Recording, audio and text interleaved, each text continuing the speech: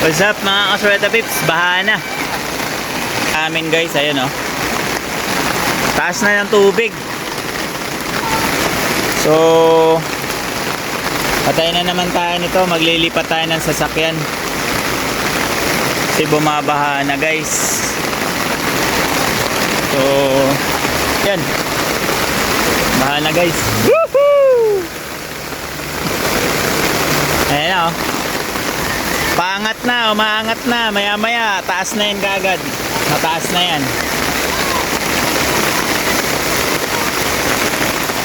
Doon sa ano, traffic na oh, sa labas. Traffic na doon sa labas, traffic na. Ayan, umaangat na yung tubig. Ah, Diyos ko.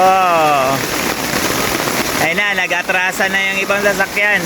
Alisan na doon. Baha na doon sa looban. Ang lalim na daw doon. May nalubog na Starex doon sa may court. Sa loob guys. Dito tayo sa may ano, Leland Drive. Ayan o. Baha na, baha. Baha. So tumataas yung tubig. Kailangan na natin maglipat. Lilipat na, lilipat. Lalim na guys. Ayan na oh. Umpisa na, umpisa na. So kailangan natin maglipat.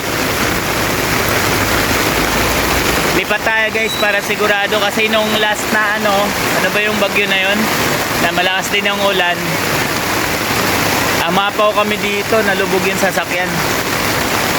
Nasira yung ano, yung sa aircon niya dahil lalubog. So para maging ano tayo, hindi maulit yung nangyari, buti na lang araw pa kaysa gabi, di ba? Ayan na, bilis na oh. Kanina hindi yan apaw dyan yung ano, kita pa yung kalsada. Ngayon wala na, lubog na, unti-unti na, palalim na, mabilis lang to. So alis na tayo, lipat na tayo ng sasakyan. Oh, wait. So, ayan na, ang bilis. Ang bilis so tumaas ng tubig. Mga bata, tuwang-tuwa oh. Baha na dun oh guys. Ayan oh. Ayan oh, dun sa kanto. Baha na dun. Baha na dun sa court? Lalim na? Hanggang saan na? Anak ko, hanggang bewang na. Tay tayo dyan. So yun, hanggang bewang na dun sa court daw guys.